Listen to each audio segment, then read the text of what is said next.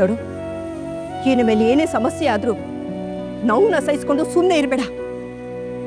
ಒಳ್ಳೆಯವ್ರ ಮೌನನೇ ಅನ್ಯಾಯಕ್ಕೆ ಆಯುಧ ಆಗೋದು.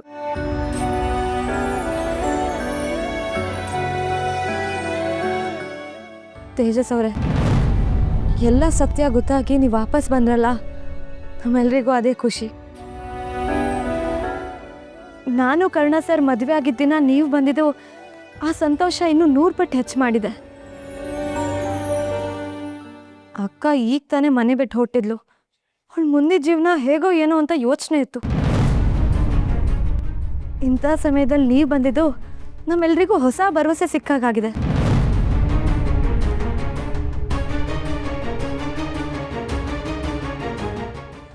ಅಕ್ಕ ನೀವು ಮತ್ತೆ ಒಂದಾಗ್ಬೋದು. ಸರಿಯಾಗಿ ಹೇಳಿದೆ ನಿಧಿ. ಅವತ್ತು ರಮೇಶನ ಕಾರಣದಿಂದ ಇವರಿಬ್ಬರು ಮದುವೆ ನಿಂತೋಯ್ತು. ಈಗ ಎಲ್ಲ ಸರಿ ಮಾಡೋಕ್ಕೆ ವಿಧಿನೇ ಒಂದು ಅವಕಾಶ ಕೊಟ್ಟಿದೆ.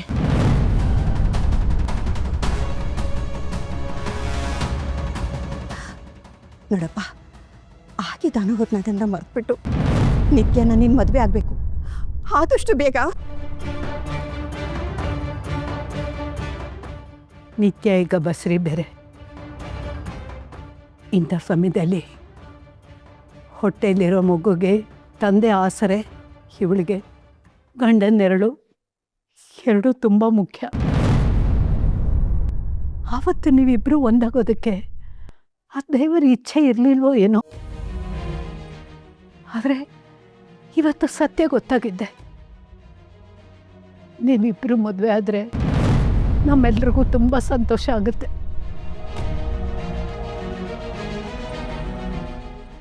ಹೌದು ತೇಜಸ್, ನಿತ್ಯ ಬದುಕನ್ನು ಮತ್ತೆ ಸರಿ ಮಾಡೋ ಶಕ್ತಿ ನಿನ್ನ ಕೈಯಲ್ಲಿದೆ.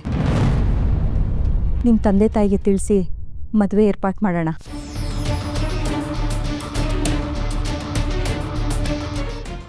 ತೇಜಸ್, ಯಾಕೆ ಸೈಲೆಂಟ್ ಆಗಿದ್ದೀರಾ? ಏನಾಯಿತು? ನಿತ್ಯ, ನಿನ್ನ ಹತ್ರ ಪರ್ಸ್ನಲಾಗಿ ಮಾತಾಡಬೇಕಾಗಿತ್ತು. ಒಂದು ನಿಮಿಷ ಬರ್ತೀಯಾ? ಏನು ವಿಷಯ? ಅಕ್ಕ, ಹೋಗಿ ಮಾತಾಡ್ಕೊಂಡು ಬಾ. ನಿನಗೇನೇ ಸಂದೇಹ ಇದ್ರೂ ಕ್ಲಿಯರ್ ಮಾಡ್ಕೊಂಡು ಬಾ. ಹೋಗು.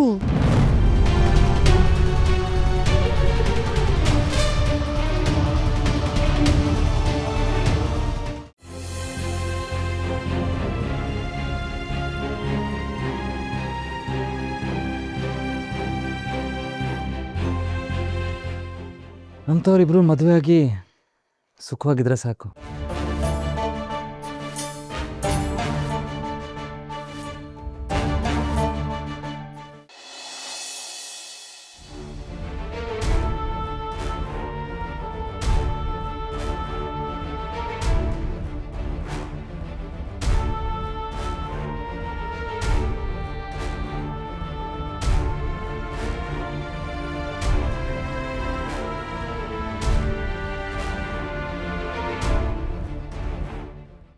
ಹೇಗಿದೆಯಾ ನಿತ್ಯ? ಮಗು ನಂದ್ ಹೌದಾ ಅಲ್ವಾ ಅನ್ನೋ ಸತ್ಯ ಗೊತ್ತಾಗಬೇಕು. ಹೇಗಿದ್ದೀನ? ಇತ್ತೀಚೆಗಷ್ಟೇ ಬದುಕೋದನ್ನು ಕಲಿತೆ. ನೋವು ನುಂಗಿ ನಗೋದನ್ನು ಕಲ್ತಿದ್ದೀನಿ. ಚುಚ್ಚೋ ನೆನಪುಗಳನ್ನು ಮೀರಿ ಜೀವಿಸೋದನ್ನು ಕಲಿತೆ. ಹೇಗಿದ್ದೀನಿ ಅಂದರೆ ತುಂಬ ಖುಷಿಯಾಗಿದ್ದೀನಿ. ನೀನು ಹೇಗಿದ್ಯಾ? ಪರವಾಗಿಲ್ಲ, ಐ ಆಮ್ ಗುಡ್. ನಿತ್ಯ, ನಿನಗೆ ತುಂಬ ನೋವು ಕೊಟ್ಬಿಟ್ಟೆ. I'm sorry. ಈ ಸಾರಿ ಪದಕ್ಕೆ ಎಲ್ಲರೂ ನೋವು ಮರೆಸೋ ಶಕ್ತಿ ಇದ್ದಿದ್ರೆ ಎಷ್ಟು ಚೆನ್ನಾಗಿರ್ತಿತ್ತಲ್ವಾ? ಜಗತ್ತಲ್ಲಿ ಯಾರಿಗೂ ಅವಾಗ ನೋವೇ ಆಗ್ತಿರ್ಲಿಲ್ವೇನೋ? ನನಗೆ ಗೊತ್ತು ನಿತ್ಯ, ನೀನು ಅನುಭವಿಸಿದ ನೋವನ್ನ ನಾನು ಇಮ್ಯಾಜಿನ್ ಮಾಡ್ಕೊಳ್ಳೋದಕ್ಕೂ ಸಾಧ್ಯ ಇಲ್ಲ. ನನ್ನ ಕೈ ಮೀರಿ ಏನೆಲ್ಲ ಆಗೋಯ್ತು. ಇಷ್ಟು ದಿನ ಆದಮೇಲೆ ನಿನ್ನನ್ನು ನೋಡೋದಕ್ಕೆ ಅವಕಾಶ ಸಿಕ್ಕಿದೆಯಲ್ಲ ಅನ್ನೋ ಖುಷಿ ಇದೆ ನಿತ್ಯ ನನಗೆ. ಅದು ಅಲ್ಲದೆ ನೀನೀಗ ಪ್ರೆಗ್ನೆಂಟು. ಈ ಮಗು ಕಾರಣದಿಂದ ಏನಾದರೂ... ಒಂದೇ ಒಂದು ಪ್ರಶ್ನೆ ಕೇಳ್ತೀನಿ, ಉತ್ತರ ಕೊಡ್ತೀಯಾ? ಕೇಳು ನಿತ್ಯ. ಈ ಮಗು ನಿಂದು ಅನ್ನೋದು ನಿನ್ನ ಮನಸ್ಸಿಗೆ ಗೊತ್ತಿತ್ತಲ್ವಾ? ಹ್ಞೂ ನಿತ್ಯ, ಖಂಡಿತ ಗೊತ್ತು. ಆದರೆ ನಿನ್ನ ಮೇಲೆ ನಂಬಿಕೆ ಹೋಗೋ ಥರ ಆ ರಮೇಶ್ ಅಂಕಲ್ ಪ್ಲ್ಯಾನ್ ಮಾಡಿದ್ದು. ಅನುಮಾನ ಅನ್ನೋದು ಒಂದು ಕೆಟ್ಟ ಹುಳ ನಿತ್ಯ. ಅದು ತಲೆ ಒಳಗಡೆ ಹೊಕ್ಕರೆ ಏನಾಗುತ್ತೆ ಅನ್ನೋದಕ್ಕೆ ನನ್ನ ಬದುಕೆ ಸಾಕ್ಷಿ. ಐಮ್ ಸಾರಿ ನಿತ್ಯ, ನಾನು ನಿನ್ನ ಜೊತೆ ಅಷ್ಟೊಂದು ಹಾರ್ಶ್ ಆಗಿ ನಡ್ಕೋಬಾರ್ದಿತ್ತು. ನನ್ನಿಂದ ಆಗಿರೋದು ಬರೀ ತಪ್ಪಲ್ಲ, ಬ್ಲಂಡರ್. ಸರಿ ಮಾಡೋಕ್ಕಾಗದೇ ಇರೋಂಥ ದೊಡ್ಡ ತಪ್ಪು ಮಾಡಿಬಿಟ್ಟೆ. ಅಟ್ಲೀಸ್ಟ್ ಈಗಲಾದರೂ ರಿಯಲೈಸ್ ಆಯ್ತಲ್ಲ, ಒಳ್ಳೇದು. ಏನೋ ಹೇಳಬೇಕು ಅಂತ ಕರ್ಕೊಂಡು ಬಂದಿದೆಯಲ್ಲ, ಏನು ವಿಷಯ? ಅದನ್ನು ನಿನ್ನ ಹತ್ರ ಹೇಗೆ ಹೇಳಲಿ ಅಂತ ನನಗೆ ಗೊತ್ತಾಗ್ತಿಲ್ಲ. ನೀನು ಅದನ್ನು ಹೇಗೆ ಸ್ವೀಕರಿಸ್ತೀಯೋ ಅಂತಲೂ ಭಯ ಆಗ್ತಿದೆ ನಿತ್ಯ. ನನ್ನ ಬದುಕಲ್ಲಿ ಎಷ್ಟೋ ಆಘಾತ ನೋವುಗಳನ್ನ ನೋಡ್ಬಿಟ್ಟಿದ್ದೀನಿ. ಪರವಾಗಿಲ್ಲ, ಏನೂ ಆಗಲ್ಲ, ಹೇಳು. ಅಲ್ಲಿ ನೋಡಿದ್ರೆ ಮನೆಯವ್ರು ಎಲ್ಲರೂ ನಾನು ನಿನ್ನನ್ನು ಮದುವೆ ಆಗಬೇಕು ಅಂತ ಹೇಳ್ತಿದ್ರು. ಆದರೆ ನಿತ್ಯ, ನಾನು ನಿನ್ನ ಮದುವೆ ಆಗೋದಕ್ಕಾಗೋದಿಲ್ಲ. ಐಮ್ ಸಾರಿ ನಿತ್ಯ, ನನಗೀಗಾಗಲೇ ಮದುವೆ ಆಗೋಗಿದೆ.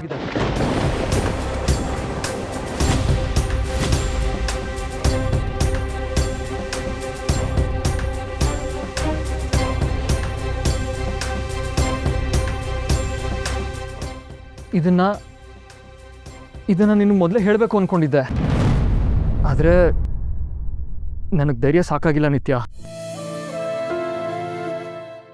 ನಿನ್ನ ಮೇಲೆ ನಂಬಿಕೆ ಕಳ್ಕೊಂಡಿದ್ದ ಟೈಮಲ್ಲಿ ಅಪ್ಪ ಅಮ್ಮ ಒಂದು ಹುಡುಗಿನ ತೋರಿಸಿ ನನ್ನ ಮದುವೆ ಮಾಡೇ ಬಿಟ್ರು. ನಿನ್ನ ಮೇಲಿದ್ದ ಕೋಪಕ್ಕೆ ನಾನು ಅವಳನ್ನ ಮದುವೆ ಆಗೇ ಬಿಟ್ಟೆ. ನೀನು ಹೇಗೆ ಕರ್ಣನ ಮದುವೆ ಆಗಿದ್ದೋ ಹಾಗೆ ನಾನು ಬೇರೆಯವ್ರನ್ನ ಮದುವೆ ಆಗಬೇಕು ಅನ್ನೋ ಹುಚ್ಚುತನ ಬಂದು ಹೋಗಿತ್ತು. ಕರ್ಣ ನಿನ್ನ ಮದುವೆ ಆಗಿಲ್ಲ ಅಂತ ಗೊತ್ತಿದ್ರು ಅದು ಯಾವುದೋ ಒಂದು ಕೆಟ್ಟ ದ್ವೇಷಕ್ಕೆ ಸಿಕ್ಕಾಕೊಂಡು ಹೀಗೆಲ್ಲ ಮಾಡಿಬಿಟ್ಟೆ ನಿತ್ಯ. ಅದಾದಮೇಲೆ ಇದೆಲ್ಲ ಪ್ರೀ ಪ್ಲ್ಯಾನ್ ಅನ್ನೋ ಸತ್ಯ ಗೊತ್ತಾಯಿತು. ಆದರೆ ಅಷ್ಟರಲ್ಲಿ ಕಾಲ ಮೀರೋಗಿತ್ತು ನಿತ್ಯ.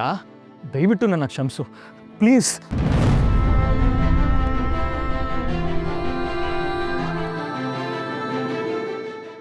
ನನಗೆ ಗೊತ್ತು ನಿತ್ಯ, ನಿನಗೆ ಮತ್ತೆ ನೋವು ಕೊಡ್ತಾ ಇದ್ದೀನಿ.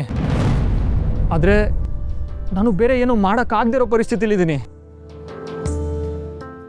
ಐಮ್ ಸಾರಿ ನಿತ್ಯ, ದಯವಿಟ್ಟು ನನ್ನ ಕ್ಷಮಿಸು ನಿತ್ಯ.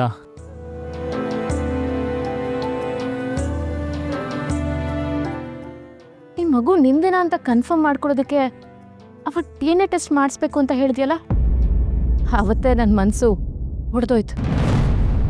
ಪ್ರೀತಿ ಮೇಲೆ ನಂಬಿಕೆನೇ ಸಂಪೂರ್ಣವಾಗಿ ಕಳ್ಕೊಂಬಿಟ್ಟೆ ನಾನು.